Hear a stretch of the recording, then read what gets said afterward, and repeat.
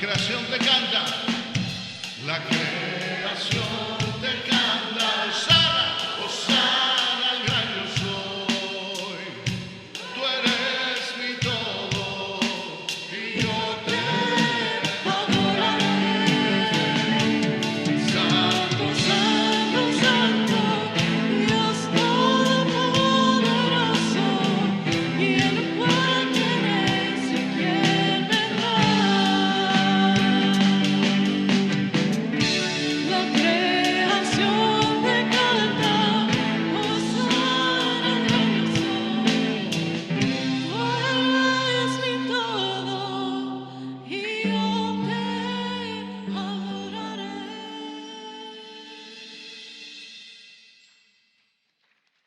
Muy bien, pues entonces vamos a la Escritura. Primera de Corintios 5, una vez más, solo 3 versículos, ¿verdad? Y una vez más, la cantidad de información, quizás no tanto en este caso la cantidad, aquí es la calidad de información. Es tan y tan buena y tan hermosa y tan necesaria para la iglesia que me tuve que limitar a estos 3 versículos. Y lo que hemos visto hasta ahora es la introducción de Pablo de un pecado en la iglesia de Corinto, y lo hemos relacionado con los primeros 4 capítulos. No se desconecta, porque como vamos a ver hoy, una vez más, todo tiene que ver con la arrogancia. La arrogancia es terrible, hermanos, terrible. Entonces, esa arrogancia permite que estas personas en esta iglesia, este cuerpo como iglesia, permita este pecado de fornicación, como vimos la vez pasada. Ahora, como sometí la vez pasada también, para mí el contexto es que hay fornicación en la iglesia en general, pero Pablo se enfoca en uno solo, porque es el más serio de todo, un caso de incesto, ¿verdad? Un hombre en una relación ilícita con su madrastra. Y ahí se enfoca Pablo, porque esto hay que prestarle atención, dice Pablo, porque ni en el mundo gentil se ve tal cosa. Y el caso es tan serio que Pablo termina diciendo, a ese hay que sacarlo fuera. Esa es la seriedad del asunto, ¿no? Bueno, y definimos lo que era fornicación. Vale la pena recordárselos. Fornicación es una relación sexual fuera del matrimonio. Simple y sencillamente, eso es fornicación. Como dije, le gusta a quien le guste y al que no le guste, que no le guste. Pero esa es la definición de fornicación bíblica. Las 26 veces que aparece este término en el Nuevo Testamento, sin excepción de ninguno, ¿verdad?, alude a una relación ilícita, una relación sexual ilícita. ¿Y por qué es ilícita? Porque está fuera del marco matrimonial, como dijimos, ¿no? Bueno, y lo que Pablo expone aquí es que ante este pecado, en particular de incesto, la iglesia en su arrogancia estaba ignorando esto. Estaba ignorando este pecado, y les voy a someter un poquito más tarde la razón por la que yo creo que esto es así. Y tiene que ver todo con la arrogancia. Y Pablo les dice, ustedes se tienen que arrepentir. Porque si ustedes han permitido esto, lo han ignorado, se han hecho de la vista larga, son partícipes del pecado también, como vimos la vez pasada, ¿no? Dimos el ejemplo de Nehemías, dimos el ejemplo de Daniel, que ellos no eran culpables y el pueblo de Israel fue culpable de idolatría, de prostitución a otros dioses, una cosa terrible. Y ahí están ellos dos en su oración, incluyéndose ellos mismos. Hemos pecado. De hecho, Nehemías lo dice literalmente, sí, yo y mi pueblo hemos pecado. Pero ¿qué culpa tenía Nehemías? Nehemías no había hecho esto. Pero es que cuando somos parte del cuerpo y hay pecado en el cuerpo y no se confronta el pecado en el cuerpo, nos hacemos partícipes del pecado. Ese es el contexto, ¿verdad? De hecho, hay un pasaje en Santiago que lo quiero compartir con ustedes, Santiago 4, 16 a 17, aquí de la Nueva Biblia Internacional. Mire qué hermosa es la Escritura y cómo armoniza tremendamente. Esto lo escribió Santiago, no Pablo. Pero ahora se jactan en su arrogancia. Ahí está otra vez el término, ¿verdad? Se jactan en su arrogancia. Toda jactancia semejante es mala, ¿ok? Y eso mismo es lo que vamos a ver hoy. Y mire cómo concluye. Aquel pues que sabe hacer lo bueno y no lo hace, le es pecado. Es decir, el que conoce que un hermano o una hermana está pecando en la iglesia habitualmente y se hace de la vista larga, y el hermano que está pecando, la hermana que está pecando, no le importa y sigue pecando, y usted lo sabe y no confronta, está pecando usted también. Porque aquí dice, y si tú sabes que debes hacer lo bueno, en este caso lo correcto, y no lo haces, te haces cómplice de ese pecado. ¿Okay? Así que esa es la conclusión que dimos la vez pasada. Y dijimos que debemos confrontar cuando confrontemos en amor. Siempre la disciplina de la que hablamos la vez pasada, la confrontación tiene que ser para restaurar en amor. Siempre. Gálatas 6, 1 y 2 dice restauradle, ¿verdad? Con espíritu de mansedumbre, ¿no? Bueno, y todo esto pues lo vimos la vez pasada. Hablamos mucho de la disciplina. En la iglesia. Usted puede ir ahí a nuestro canal de YouTube o en Facebook también está ese mensaje. Bueno, y de aquí entonces pasamos al versículo 6. Y el título del mensaje, escúchelo bien por favor. El hermano Moy hizo una oración muy apropiada para este mensaje. El título es este: límpiate aunque ya estés limpio. Límpiate aunque ya estés limpio. Y en manera general lo que Pablo hace en estos tres pasajes es una exhortación, ¿verdad? Yo creo que es más como una demanda también a la iglesia de Corinto y por extensión a nosotros también, a que se limpien y sean verdaderamente nueva masa. Está haciendo una comparación simbólica, está usando lenguaje alegórico, simbólico, comparando la masa y la levadura, ¿verdad? Eso es lo que vamos a ver hoy. Entonces, la levadura, usted sabe que en la gran mayoría de las veces, casi todas, en la Escritura representa el pecado, ¿ok? Y eso es lo que vamos a ver. Entonces, la exhortación de Pablo es que nosotros nos limpiemos de esa levadura y seamos masa nueva sin levadura, sin pecado. Es decir, que como iglesia vivamos genuinamente en santidad, con sinceridad, viviendo en verdad, no hipócritamente, ¿verdad? Porque ya somos masa nueva. Y esta es la pregunta que vamos a contestar. Un momento, usted puede decirme, ¿verdad? ¿Cómo es que ya siendo masa nueva nos tenemos que limpiar de la vieja? Y esa es la pregunta que vamos a contestar hoy, ¿verdad? Bueno, en términos generales, la nueva criatura en Cristo tiene como responsabilidad que vivir de cierta manera. ¿Okay? Lo hemos dicho muchas veces. Los que estamos en Cristo tenemos un estilo de vida diferente. Hemos utilizado este término cristocéntrico. Nuestra vida gira alrededor de Cristo. Esa es nuestra responsabilidad, ¿no? Y requiere esto que estemos constantemente trabajando en mejorar, en limpiarnos, ¿verdad?, de esa levadura vieja, aunque ya estamos limpios. Y eso es lo que vamos a explicar hoy. Así que hay responsabilidades inescapables para todos los que estamos en Cristo Jesús. Inescapables. Es necesario que entendamos esto, querida iglesia, lo que vamos a exponer hoy. Bueno, pues comenzamos con el versículo 6.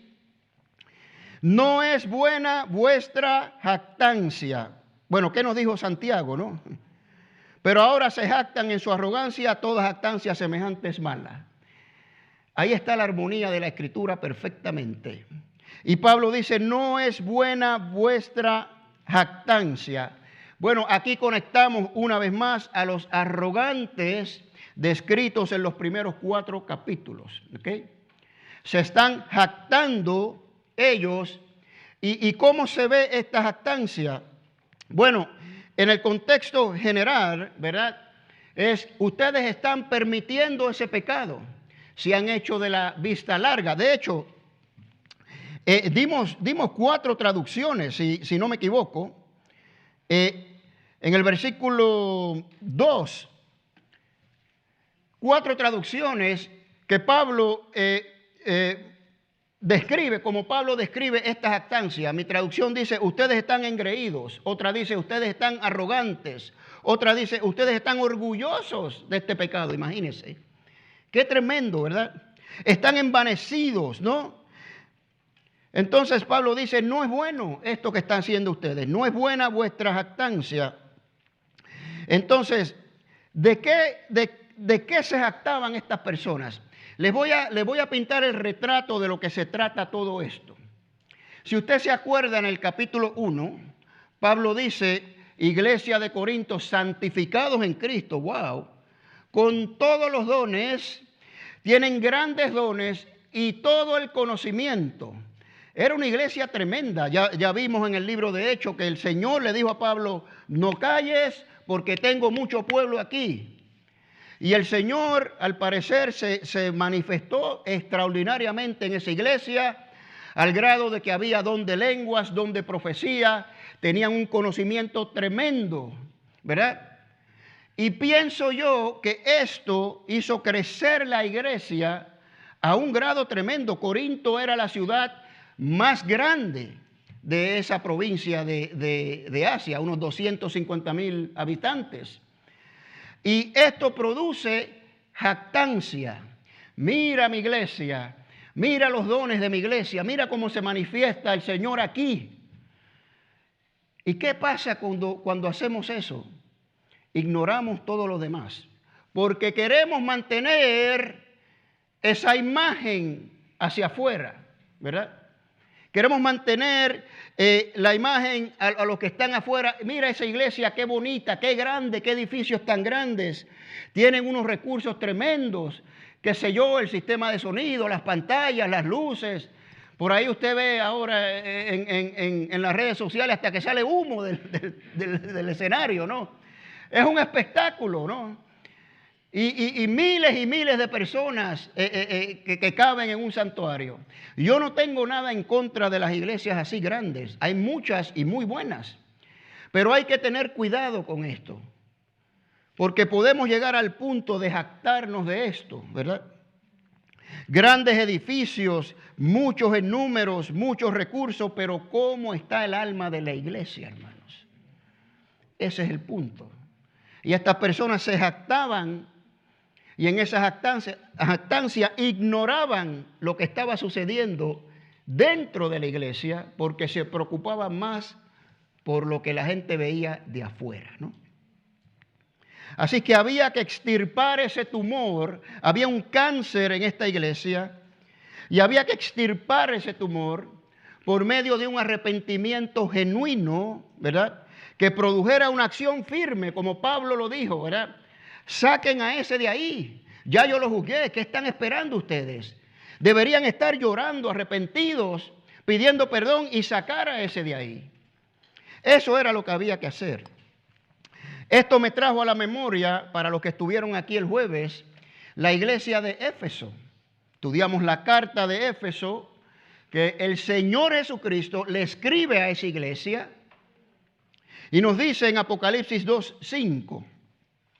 Recuerda, por tanto, de dónde has caído y arrepiéntete y haz las primeras obras, pues si no, vendré pronto a ti y quitaré tu candelero de su lugar, si no te hubieres arrepentido. Lo interesante de esto que dimos el jueves, si usted se acuerda, es que esta iglesia, Dios los elogia en 4 áreas. Trabajan arduamente, ¿verdad? Aborrecían lo malo, imagínense. Estas personas aborrecían lo malo, perseveraban, había persecución y perseveraban en la fe, y decía que no le daban lugar a los falsos maestros, los reconocían y los echaban fuera. Bueno, pues ¿quién no quiere una iglesia así, hermanos? Extraordinaria. Pero el Señor le dice, pero tengo una cosa contra ti, que has dejado tu primer amor. Aquí viene el punto, hermanos, igual que en Corinto. ¿Por qué Corinto no tomó acción firme por su jactancia? Porque Corinto estaba en una situación, en un modo que estaban contentos, que estaban satisfechos. ¿Se acuerdan? Pablo dice, ustedes ya están reinando, ustedes están saciados, tienen todas las riquezas y no le importa más nada. Pues la iglesia de Éfeso, de igual manera, estaban trabajando arduamente, perseverando, echando fuera a los falsos maestros, viviendo en santidad, aborreciendo lo malo, pero lo estaban haciendo de una manera mecánica, no por un verdadero amor a Dios. Lo estaban haciendo por las motivaciones incorrectas. Y la iglesia de Éfeso era grande también. De hecho, Éfeso me parece que era la segunda ciudad más grande de Asia. Y era una iglesia tremenda. Y sí estaban, mire, como abejitas trabajando todos, sí. Pero se habían olvidado de por qué trabajaban y para quién trabajaban. Y era algo mecánico, ¿no? Y eso fue lo que le pasó a Éfeso y lo que le pasó a Corinto en un sentido. Que nos enfocamos tantos en cómo Dios está haciendo crecer la iglesia, fantástico, gloria a Dios. Y cómo Dios está empoderando la iglesia, fantástico, gloria a Dios. Y ponemos nuestros ojos en lo que estamos viendo terrenalmente y nos olvidamos de quién es el autor de la obra y a quién le servimos y por qué le servimos. Ese es el problema aquí, ¿no? Bueno, entonces Pablo dice, ¿no sabéis que un poco de levadura leuda toda la masa? Y aquí esto es una pregunta, una vez más, retórica, una técnica que Pablo utiliza frecuentemente en sus escrituras. Claro, todo buen panadero sabe que un poco de levadura leuda toda la masa. Usted sabe que yo tengo a veces mi sombrero de panadero, ¿verdad? Y es verdad, hermano. Tengo una receta que lleva 500 gramos de harina, 500 gramos. Y lleva 2 cucharaditas de levadura. Y es como así de pequeña. Yo creo que no es ni 1 gramo de levadura lo que lleva. Pero leuda toda la masa, ¿no? Toda la masa. La cantidad de levadura comparada a la masa es muy pequeña, sin embargo, produce un efecto total y completo en la masa. Es decir, cuando la masa está leudada, está 100% leudada, ese poquito hace que la masa se fermente completa. Cualquier pedacito que usted saque de la masa está fermentado. Cubierta completamente. Ahora, por ahí el jueves una hermana preguntó en la iglesia de Éfeso que si no eran todos culpables, ¿por qué el Señor le dice a Éfeso, arrepiéntete o te voy a quitar del medio, ¿no? Te voy a quitar como iglesia? Si no eran todos culpables. Eso fue una buena pregunta, porque sabemos que en Éfeso y aquí en Corinto no todos son culpables de fornicación. Y quizás hubieran muchos que estaban preocupados por esto, pero no hacían nada, ¿ok?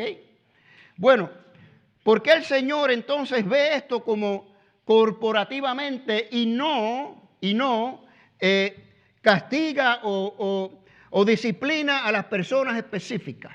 ¿Ok? Bueno, porque la iglesia es un cuerpo y el Señor en su omnisciencia sabe cuando la masa está ya dañada, aunque no todo sea culpable, ¿verdad? Y ese es precisamente el punto aquí. El Señor sabe, aunque sea una minoría de los que estén pecando, si la congregación completa se ha dañado. ¿Cómo el Señor lo ve? ¿Cómo el Señor sabe si la congregación completa se dañó? Bueno, en el caso de Corinto corrían este peligro porque estaban permitiendo esto, sin hacer nada. Y es como dije, ellos son partícipes del pecado, ellos están dañados también porque no hacían nada. Y el Señor en su soberana voluntad y en su sabiduría perfecta y su juicio perfecto dice, esta masa ya se dañó. Aunque no todos estaban cometiendo pecado. ¿Me explico, hermanos? Ya la masa está dañada porque unos pocos dañan toda la masa, ¿no? Ahora, ¿qué podemos hacer nosotros para evitar esto? Esto se tiene que individualizar, a pesar de que lo estamos viendo como iglesia, ¿no? Como un cuerpo. Nosotros tenemos que individualmente tratar este asunto. El Salmo 37, 27 y 28 dice, apártate del mal, haz el bien y vivirás para siempre. Mire la razón, porque Jehová ama la rectitud. Dios ama la rectitud. Dios ama cuando hacemos lo bueno. Bueno, ¿y qué es lo bueno? Pues usted lea la palabra para que sepa qué es lo bueno. Ahí está definido lo que es lo bueno. Entonces, si cada individuo, miembro del cuerpo corporal de la iglesia, practica el bien, entonces la masa completa está bien. ¿Me explico, hermanos? Romanos 12:9. El amor sea sin fingimiento, aborreced lo malo, seguid lo bueno. Todos nosotros individualmente, como miembros de este cuerpo, tenemos que prestar atención a cómo estamos viviendo y qué cosas estamos practicando, ¿okay? Para que la masa, la masa esté saludable, el cuerpo de la iglesia esté saludable. Bueno, sabemos también, como dije, que la palabra levadura o la levadura representa el pecado. Creo que hay una instancia nada más, según me acuerdo, la parábola del crecimiento del reino, en Mateo 13 me parece que es, que la levadura no es utilizada en manera negativa, ¿verdad? Pero en todos los casos que me he encontrado, siempre representa el pecado, siempre, ¿verdad?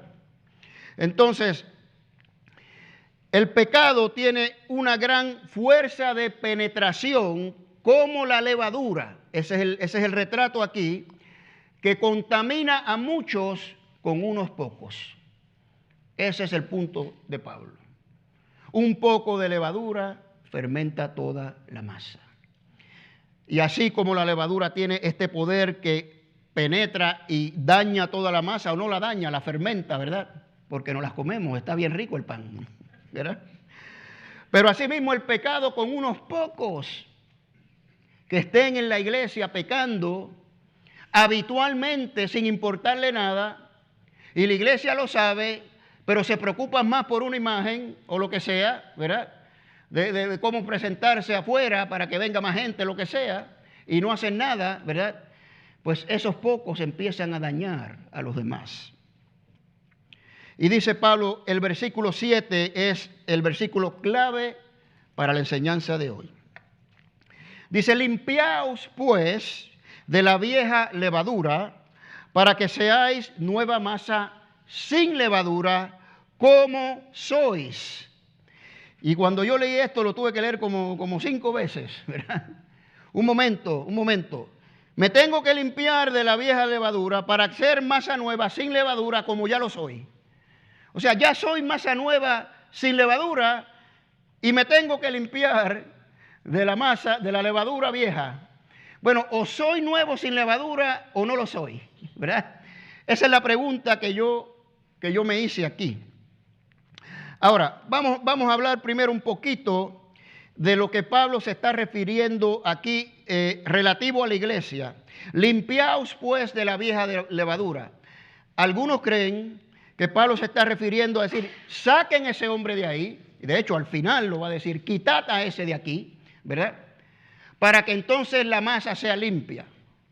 Yo personalmente no creo que Pablo esté aludiendo aquí por lo que vamos a dar en el capítulo 6. No creo que se limita a sacar solo al incestuoso. No es parcial esto, ¿verdad? Yo creo que Pablo está haciendo un llamamiento a hacer una limpieza total en la congregación. Eso es lo que yo miro aquí. Que cada uno examine su vida personal, todos en la iglesia, ya que había otros, como vamos a ver, como dije en el capítulo 6, que estaban también en fornicación, ¿no?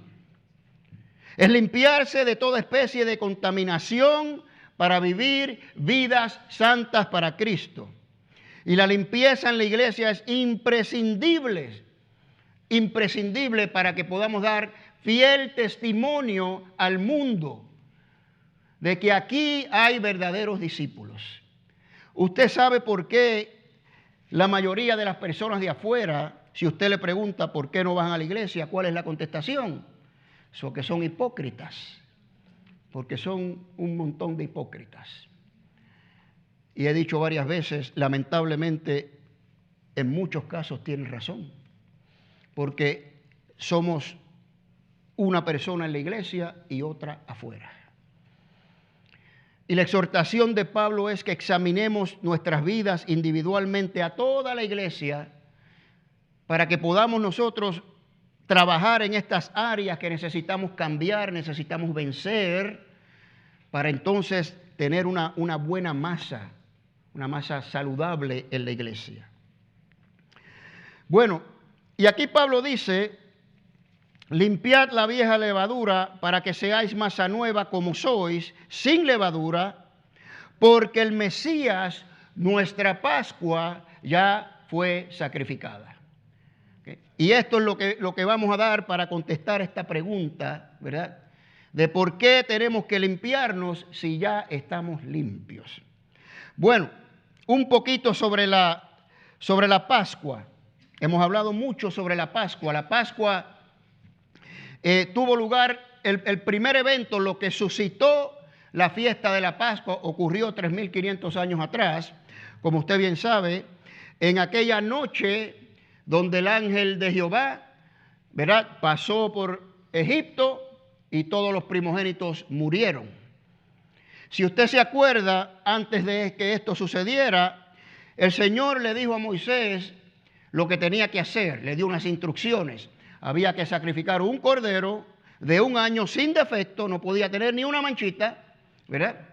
Y tomar su sangre y rociarla en los dinteles de las puertas o en los postes, ¿verdad?, de cada casa. Y así el ángel de Jehová podía reconocer que era una casa israelita y no de Egipto, y pasaba por alto, pasaba por encima. Eso es lo que significa Pesach, la Pascua, ¿no? Pasar por encima, ¿no? No es un conejito blanquito, ¿ok? La Pascua significa pasar por encima, ¿ok?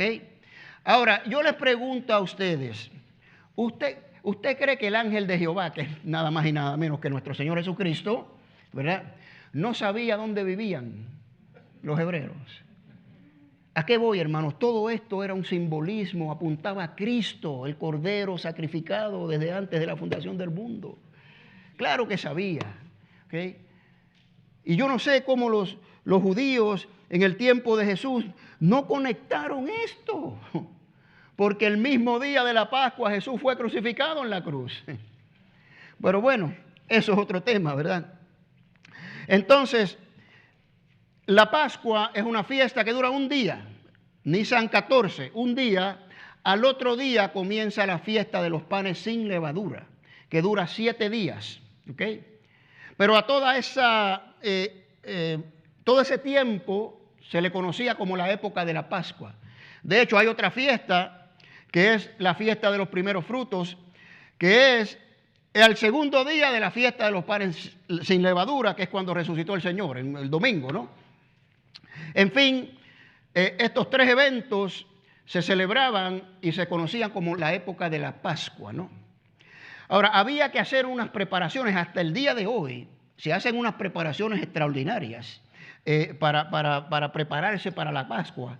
¿Se acuerda usted cuando los discípulos le dijeron al Señor, Señor, ¿dónde quieres que preparemos la cena para la Pascua? Habían preparaciones Esto desde muy temprano en la mañana, preparando las cosas. Hay unas instrucciones específicas de qué es lo que tienen que hacer, etcétera, etcétera. Vamos a hablar de una preparación hoy, solamente una de esas. ¿Okay? Se tenía que limpiar el lugar, la casa o el local donde se iba a tomar la cena de la Pascua de toda levadura. No podía haber ni una pizca de levadura mientras se comía la cena de la Pascua, y por los próximos 7 días tampoco, durante la fiesta de los panes sin levadura. Y lo que se hacía era una limpieza tremenda. Iban por todos los rincones de la casa para que no hubiera levadura en la casa. ¿Okay? Eso era parte de la preparación. Éxodo 12:15 dice: 7 días comeréis panes sin levadura, y así el primer día haréis que no haya levadura en vuestras casas, porque cualquiera que comiere leudado desde el primer día hasta el 7º será cortado de Israel. Ahora, ¿por qué el Señor ordenó esto? ¿Okay? Hay una interpretación clara aquí, literal, pero yo les voy a dar la que yo creo que es simbólica también. ¿Por qué el Señor dijo en la preparación: no tengan levaduras, no tengan levadura, cocinen el cordero en el fuego, y le dio todas las instrucciones, pero no puede haber levadura? Bueno, porque tenían que salir deprisa. Tenían que salir deprisa de Egipto. Acuérdense que después que sucede esto, esta primera Pascua, al otro día salen de Egipto. Salen de Egipto, tenían que salir. No había tiempo. Para aquellos que saben de panadería, usted sabe que una vez usted pone la levadura, la tiene que poner a fermentar. Y a veces esto dura horas, hermanos, horas. Pero el Señor dijo: no tengo tiempo, no hay tiempo, ustedes tienen que salir deprisa. Deuteronomio 16:3. No comeráis con ella pan con levadura, 7 días comerán con ella pan sin levadura, el pan de aflicción se le conoce. ¿Por qué? De la aflicción de la esclavitud de Egipto. ¿Ok? Eso les hacía recordar la aflicción a ellos. Mire, porque aprisa saliste de tierra de Egipto, para que todos los días de tu vida te acuerdes el día que saliste de la tierra de Egipto. Tienes que salir deprisa. Ahora, 2 cositas, hermanos. 2 cositas aquí. Mencioné lo de la limpieza. Había que hacer una limpieza tremenda y asegurarse de que no hubiera levadura. Bueno, el simbolismo aquí es claro. En esa primera Pascua, Egipto es la levadura.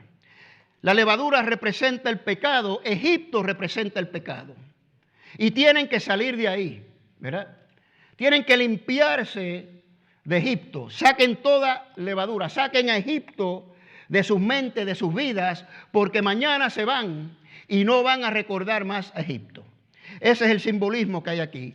Van a salir a una vida nueva, limpio de los sufrimientos causados por la esclavitud. ¿Ok?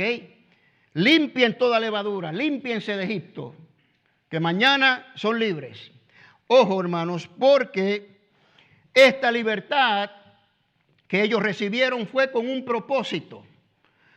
¿Qué propósito? Bueno, usted me puede decir: bueno, llevarlos a la tierra prometida. Sí, ese es uno de los propósitos. Pero ¿qué tenía que hacer la nación de Israel en la tierra prometida? Tenían que mostrar la luz de Dios a todas las naciones paganas. Esa era su misión, ¿verdad? Cristo es nuestra Pascua. Eso es lo que vimos aquí. Eso es lo que acabamos de leer. Nos limpió de nuestros pecados. Hizo una limpieza total. No hay levadura en nosotros. Escuche bien lo que voy a decir, porque esto tiene que prestar atención. Para entender, si no hay levadura, ¿por qué tenemos que limpiarnos, no? Cristo es nuestra Pascua. Nos libró de nuestros pecados, de los cuales éramos esclavos, igual que los israelitas de Egipto. Ya usted ve la conexión aquí, ¿verdad? Clara. Y estos pecados nos conducían a la muerte. Así que nos liberó de la esclavitud del pecado, de la esclavitud de la muerte, dice la Escritura, ¿no? Nos liberó de las garras de la muerte eterna. Ahora, ojo, con el mismo propósito por el cual liberó al pueblo de Israel. ¿Por qué usted cree que el Señor lo limpió? Para que estemos con Él por la eternidad. Gloria a Dios, fantástico. Pero mientras estamos aquí, ¿qué? ¿Cuál es el propósito de nuestra limpieza y nuestra sanación? Porque al igual que el pueblo de Israel los llevó a una tierra prometida, el Señor nos promete la patria celestial y ahí vamos a estar. Pero mientras estemos aquí, ya limpios, tenemos una misión. ¿Cuál es la misión? Dice la Escritura que somos real sacerdocio, nación santa, linaje, pueblo escogido. ¿Para qué, mis queridos hermanos? Para que anunciemos la luz, las virtudes de aquel que nos sacó de las tinieblas a la luz. Ese es el propósito. Ese es el propósito de nuestra limpieza, ¿no? Número 2, salir deprisa. Bueno, en el contexto literal, pues hay que salir deprisa, ¿verdad? No queremos estar en Egipto más tiempo de lo necesario. Pero poca atención se le presta a este detalle. ¿Ok? Había que salir deprisa de la levadura de Egipto porque es un desprendimiento repentino.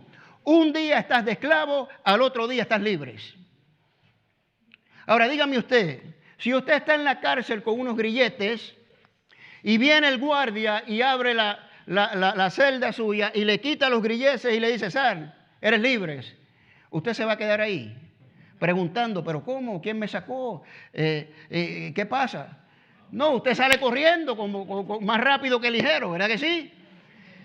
Pues ese es el punto de salir deprisa. Salgan de Egipto lo más rápido posible. Salgan del pecado lo más rápido posible. Ese es el simbolismo que yo veo aquí.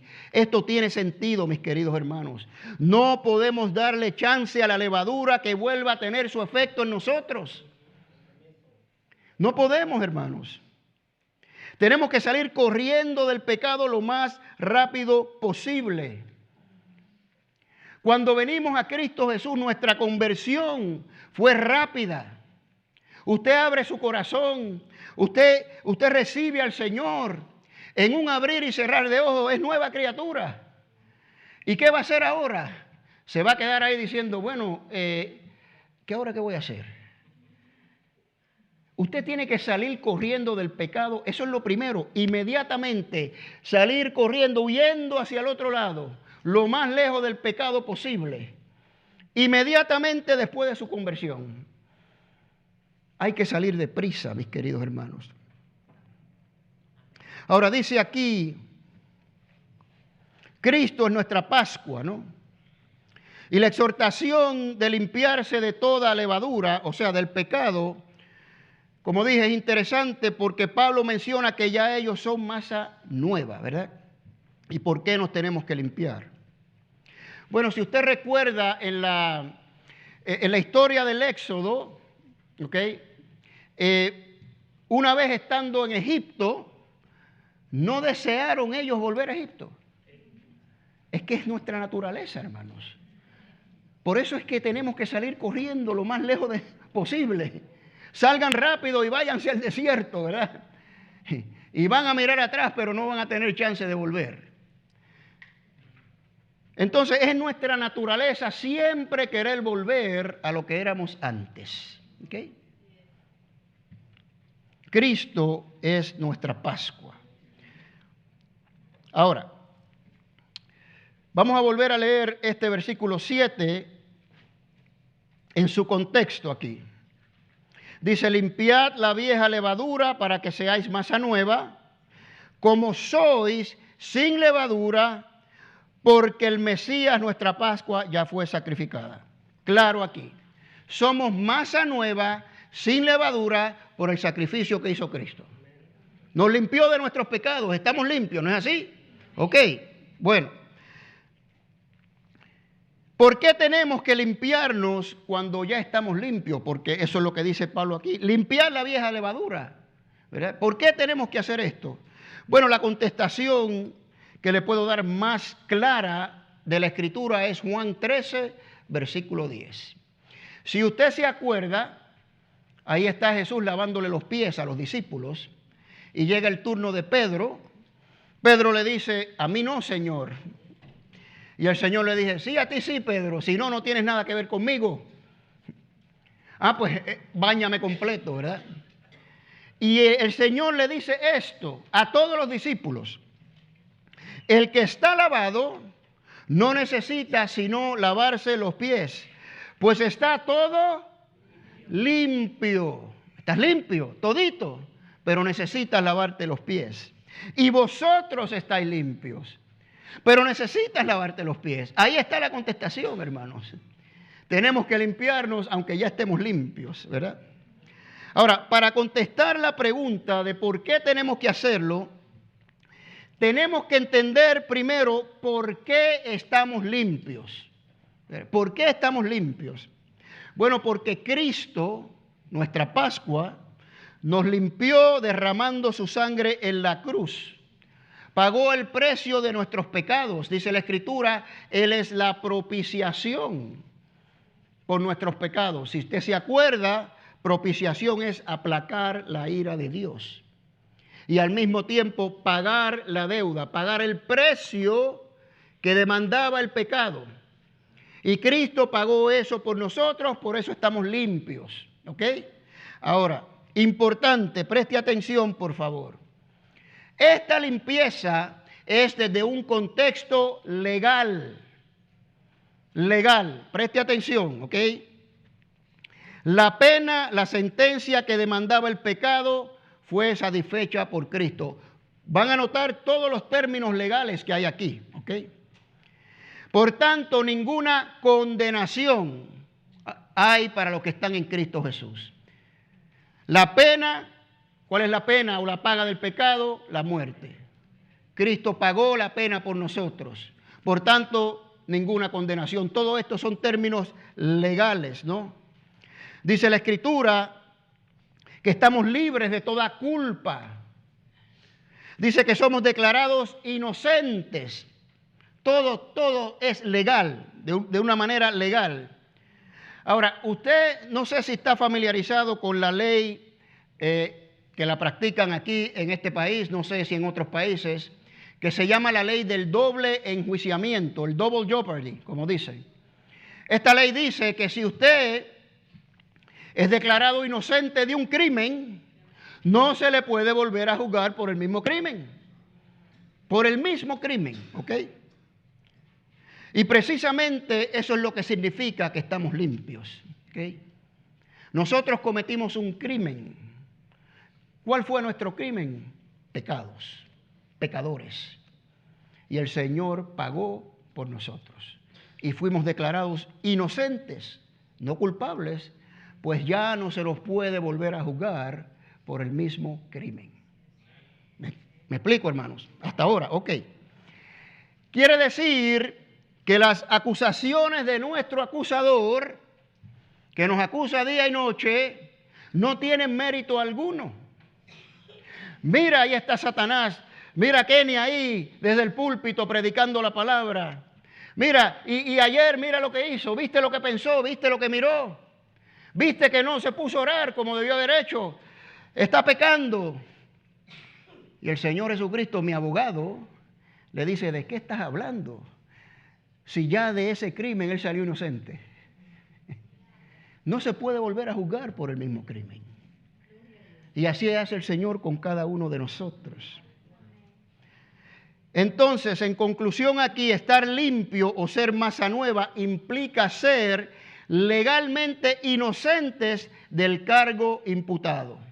¿Cuál fue el cargo imputado? Pecador. Porque la pena que demandaba el pecado ha sido satisfecha, ha sido pagada por nosotros. Ahora, escuche bien, no fue tanto que estamos sentados en el banquillo de los acusados. Me voy a poner yo allí de ejemplo otra vez. Ahí estoy yo. ¿Cuál es el cargo? Dice el Señor. Pecador. Bueno, presente la prueba. Y viene el Señor, mi abogado, mi Señor Jesucristo, y dicen, no, mira, Padre, lo que pasa es que Kenny sí pecó aquí, pero la intención fue esta y en realidad él no quiso hacer esto. Mira, aquí está la prueba. No fue así la cosa, hermano. No es así. No se presentaron pruebas que demostraban nuestra inocencia. Cuando el juez me pregunte, ¿qué te declaras, culpable o inocente? Yo tengo que decir, soy culpable. Culpable, el más culpable de todos quizás. Y ahí viene mi abogado y dice, ¿puedo acercarme al banco, señor juez? Acérquese, por favor. Señor juez, mi cliente es culpable, pero yo quiero ofrecer una solución. ¿Usted acepta que yo pague la pena por él? Y el juez dice, si eso es lo que quieres hacer, puedes pagar la pena por él. Y eso es lo que hizo el Señor Jesucristo por nosotros. No era que éramos inocentes, hermanos, porque aún siendo pecadores, Cristo murió por nosotros. Y el juez, el Padre, el Dios Padre, soberano Dios, acepta el sacrificio del Hijo. Para eso lo envió. Y cuando el Señor regresa al Padre, ¿se acuerdan en el viaje circular? Para recibir la gloria que tenía antes de que el mundo fuese, la tenía con Él, se presentó al Padre y dijo, consumado es. Ya lo hice, Padre. ¿Aceptas el sacrificio? Claro que sí, hijo, bienvenido a casa. Y todos los que estamos en Cristo hemos sido declarados inocentes. Estamos limpios de pecado. ¿Amén? Ok. Romanos 8, 3 y 4. Dios enviando a su Hijo en semejanza de carne de pecado y a causa del pecado condenó al pecado en la carne, escuche bien, para que la justicia de la ley se cumpliese en nosotros. Es como si nosotros hubiéramos cumplido la ley. Eso que hizo Jesucristo lo hizo Él. Él cumplió la ley. Él pagó la pena. Pero se nos adjudica a nosotros. La inocencia es para nosotros, ¿verdad? El justo por los injustos. El que era rico se hizo pobre para que nosotros que éramos pobres nos hiciéramos ricos. ¿Okay? Ahora, esto contesta por qué estamos limpios. ¿Okay? Estamos limpios. ¿Por qué necesitamos limpiarnos entonces? Bueno, ya Juan 10:13 contestó la pregunta claramente. Es decir, nosotros estamos limpios legalmente, pero estamos caminando por el polvo de este mundo, como expusimos esa vez, y nos ensuciamos los pies. ¿Ok? Si usted roba y sale inocente, como dije, no se le puede juzgar por ese robo en específico. ¿Ok?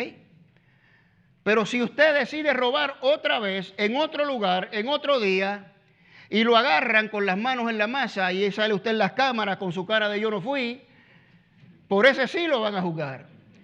Y lo van a declarar culpable. Mis queridos hermanos, la maravilla de la justificación por fe es esta misma. Ni aunque robemos otra vez, se nos va a declarar culpable. ¿Usted entiende la maravilla de lo que hizo el Señor por nosotros? Increíble esto para mí, ¿no? La justificación por fe no es así, porque el cargo que se nos imputa a nosotros es el cargo de pecadores. Todos los pecados, pasados, presentes y futuros, todo, ese es el cargo. Inocente, pues por más que pequemos, no nos van a declarar culpables. Esto es precisamente lo que Pablo nos habla en la transición que hace de Romanos 7 a Romanos 8. En Romanos 7 hay una descripción de una persona que está luchando. Dice, lo que quiero hacer no hago y lo que no quiero hacer hago, miserable de mí. Hay una lucha entre el espíritu y la carne, aunque estemos limpios. Se oponen entre sí. Es una lucha titánica, como la hemos descrito muchas veces. Entonces, Pablo nos dice en Romanos 7, 24 y 25, miserable de mí entonces, ¿quién me va a librar de este cuerpo de muerte? Gracias doy a Dios por Jesucristo, Señor nuestro. Bueno, ahí está la contestación. ¿Quién me va a librar? Gracias a Dios por Jesucristo. Jesucristo nos libra. Ahora, mire lo que dice aquí. Así que yo mismo con la mente sirvo a la ley de Dios con mi esfera espiritual. ¿Por qué? Porque hemos nacido de nuevo en el Espíritu. El Espíritu Santo mora en nosotros. Estamos limpios por dentro en el Espíritu. Pero mire lo que dice Pablo, mas con la carne, ¿a quién sirve? ¿A la ley de qué? Del pecado. Por eso seguimos pecando y por eso tenemos que limpiarnos, hermanos. Ahí está la contestación. Y olvídese de los versículos y capítulos. Inmediatamente en Romanos 8:1, ahora, por tanto, ahora no hay ninguna condenación para los que están en Cristo Jesús, a pesar de que por mi carne sirvo a la ley de pecado, pero estoy limpio. Usted lo entiende, ¿verdad? Entonces tenemos que limpiarnos del pecado aunque estemos limpios. Es una responsabilidad. ¿Por qué tenemos que limpiarnos a pesar de que estemos limpios? Porque con la carne seguimos sirviendo a la ley del pecado, mis amados. Y no puede ser. Hay que salir corriendo lo más lejos posible, salir deprisa, alejarnos del pecado lo más lejos posible. Es nuestra responsabilidad, mis queridos hermanos. Y el versículo 8 contesta otra pregunta que Pablo contestó extraordinariamente en Romanos capítulo 6. Bueno, pues, ¿qué pues diremos? ¿Estamos limpios, declarados inocentes? ¿Ahora qué? ¿Vamos a vivir como se nos pegue la gana? ¿Seguiremos pecando? De ninguna manera, dice Pablo.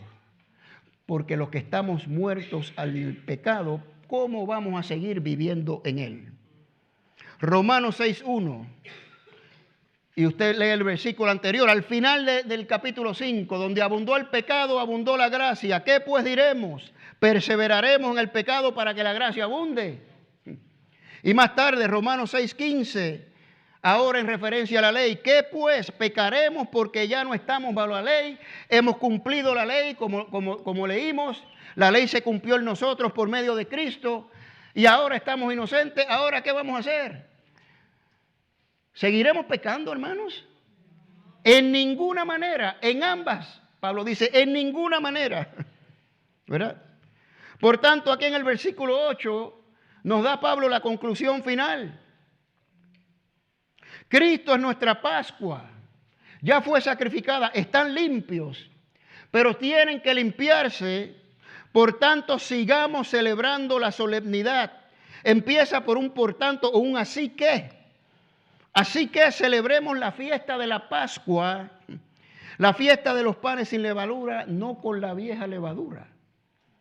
No con la vieja levadura, dice Pablo, sino con la levadura de los ácimos. Ácimos son panes sin levadura, sin el pecado. ¿Qué significa esto?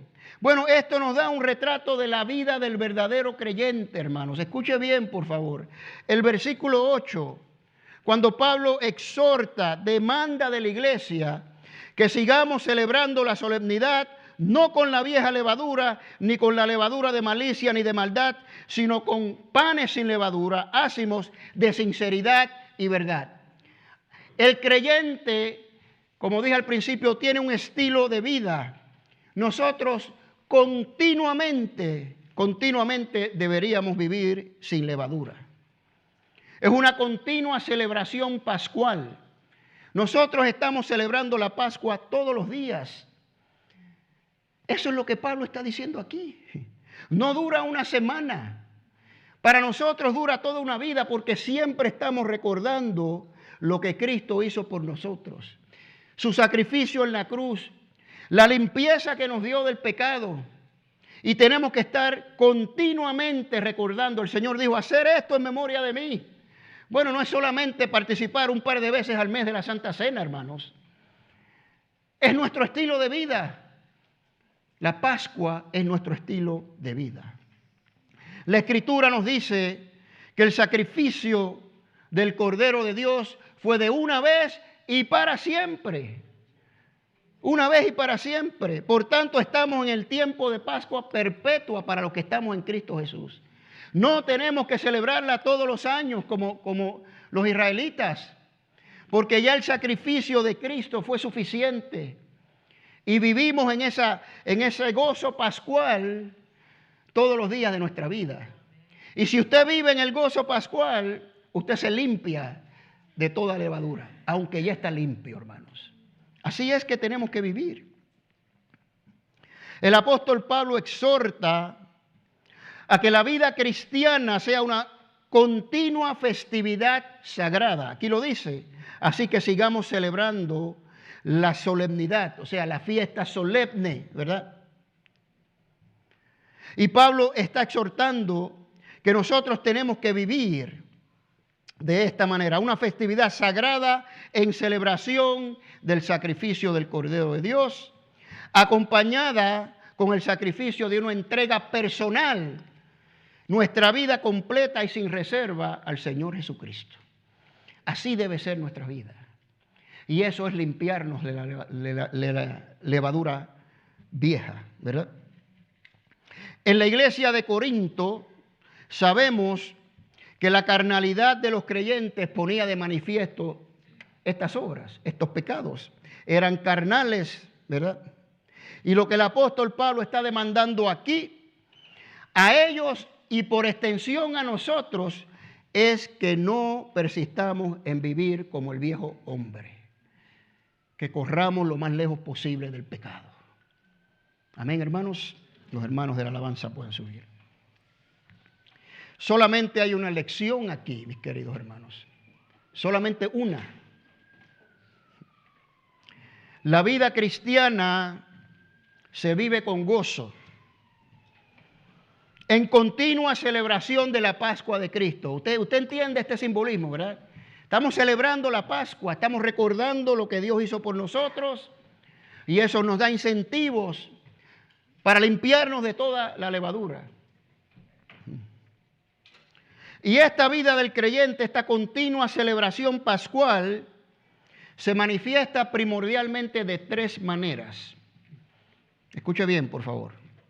Número 1, vivir en santidad.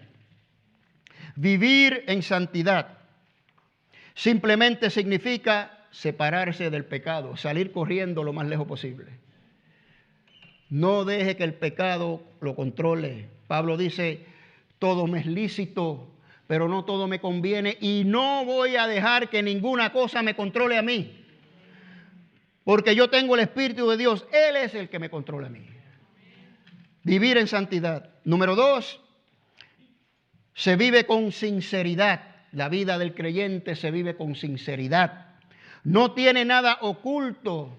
No vivimos una doble vida, mis hermanos. No somos unos aquí y otros afuera. Tenemos que vivir consistentemente, con sinceridad, donde quiera que estemos. En el trabajo, en la casa, en donde quiera, ¿verdad? Nosotros no tenemos nada que encubrir. Y precisamente la razón por la cual muchos de afuera nos llaman hipócritas es porque somos de una manera afuera y aquí en la iglesia somos otra. Esa es la imagen que proyectamos, mis queridos hermanos. Pero no es así. Tenemos que vivir en santidad. Número 2, con sinceridad. Y número 3, la vida del creyente se vive en la verdad. En la verdad. Es decir, es verdadera, sin mentiras, sin engaño, con un deseo profundo y genuino de servirle a nuestro Señor porque lo amamos. No es algo mecánico. Es un profundo amor al Señor porque conocemos la verdad y queremos glorificarlo. ¿No dijo el Señor Jesucristo, yo soy la verdad? Por tanto, el creyente debe vivir en Cristo porque Cristo es la verdad. Pablo dijo en Gálatas, ya no vivo yo, sino vive Cristo en mí. Y lo que vivo en la carne, ahora lo vivo en la fe del Hijo que me amó y dio su vida por mí. Esa es la verdad, mis queridos hermanos. Así que el compromiso para todos nosotros hoy es vivir sin levaduras, esforzarnos, correr lo más lejos del pecado, trabajar en las áreas que tenemos que trabajar para alejarnos del pecado. Y puede ser cualquier pecado, hermanos, cualquiera, no importa. De alto grado, de menor grado, no importa. Usted y yo tenemos que correr lo más lejos de esto. Y tenemos que esforzarnos y estar viviendo con gozo, con sinceridad, con verdad. El domingo pasado, mis hermanos, ocurrió algo aquí extraordinario que me cautivó mucho mi corazón, mucho mi corazón. Y yo decidí escribir una carta que la quiero compartir con ustedes en estos momentos. Se llama Carta a los Valientes. Carta a los Valientes. Una cosa es venir públicamente a Cristo por primera vez, cuando nadie te conoce o todos en la congregación saben que nunca lo has hecho. En este caso recibes felicitaciones y la iglesia se goza por un alma que se arrepiente. Se te da la bienvenida a la familia y dice la Escritura, hasta hay fiesta en los cielos, ¿no? Es un momento muy especial que todos los que lo hemos hecho recordamos vivamente, pues es nuestro segundo nacimiento y esa fecha no se olvida, ¿verdad? Sin embargo, otra cosa completamente diferente es que uno que ya es creyente públicamente admita que necesite cambiar su vida. Aquel que a pesar de haber recibido al Señor todavía lucha con pecados, con dudas, tentaciones, con la carnalidad y lo admite públicamente, demuestra su genuino y sincero deseo de vivir una vida santa en la verdad de Cristo. Aunque para ambos casos se requiere valentía, este segundo caso es una valentía especial. La humildad y la contrición de corazón que se requiere para dar este paso es extraordinaria, muy especial. A todos los que pasaron al frente la semana pasada, los bendigo en el nombre del Señor Jesucristo. Admiro su valentía y es mi oración que de aquí en adelante sean empoderados con el Espíritu Santo a vivir vidas verdaderamente santas y sinceras en Cristo hasta el último suspiro de sus vidas. Recuerda, no has entrado en una religión, sino en una nueva relación con tu Creador y Salvador, y que es una carrera que hay que correr con paciencia y no tanto con rapidez. Vendrán retos, dudas, problemas, pero encomienda al Señor tu camino, confía en Él y Él hará. Y Él mismo dijo, yo nunca te dejaré ni te desampararé. Es nuestra oración que seas fortalecido para persistir, perseverar, permanecer firme en esta carrera hasta el final, porque grande es tu galardón. Incline su rostro y cierre sus ojos. Una vez más, mis queridos hermanos, quiero volver a hacer el mismo llamado que hice la otra vez. Si hay personas aquí que quieren cambiar su vida, que están luchando con pecados, que están luchando con carnalidad, con retos, con problemas, creyentes que están limpios y quieren hoy hacer un compromiso nuevo, pase aquí al frente, mi querido hermano, hermana, sin vergüenza, pase aquí al frente. Ya dije, esta valentía es especial, muy especial. Mientras yo oro, usted puede pasar y después oramos todos juntos. Jesucristo, tú nos limpiaste con tu sangre preciosa, nos declaraste inocente por medio de ese lavamiento total y completo. Ya no podemos ser juzgados por el pecado porque tú nos limpiaste para siempre, de una vez y por todas, por el pecado. Pero reconocemos que estando limpios aún, Señor, con nuestra carne servimos a la ley del pecado. Señor bendito, ayúdanos, Señor, ayúdanos. Ayúdanos a vivir en santidad. Ayúdanos a servirte con sinceridad y a vivir en tu verdad todos los días de nuestras vidas, Señor. Te pido por cada persona, Señor, que hay aquí en esta, tu amada iglesia, Señor. Redarguye tú sus corazones, aquellos que necesiten, Señor, necesiten cambiar sus vidas, que ya estando limpios, saben, Señor, que hay áreas de las cuales tienen que salir deprisa, Señor. Y yo te pido por cada uno de ellos. Los bendigo en el nombre de Cristo Jesús, Señor, por medio del poder y la unción de tu Espíritu Santo, Señor. Que los empoderes para que así sea, Señor. Para que desechen la vieja levadura y sean masa nueva, limpia, Señor. Y así toda la iglesia, Señor, todos nosotros podamos ser una masa que no está leudada, que no está fermentada, sino pura y limpia para proclamar las virtudes de aquel que nos llamó de las tinieblas a su luz admirable. Gracias, Señor Jesucristo. A ti la honra, a ti la gloria, Señor. Mira los corazones de cada uno de nosotros. Mira, Señor, mira las motivaciones por la cual hacemos las cosas que hacemos. Y ayúdanos a servirte en espíritu y en verdad hasta el último suspiro de nuestras vidas, Señor. Gracias, Señor. En el nombre poderoso de Cristo Jesús, todos decimos amén. Gloria al Señor Jesucristo, mis queridos hermanos. Gloria a Dios. Bendito Dios. Roberto, échate para acá, hermano.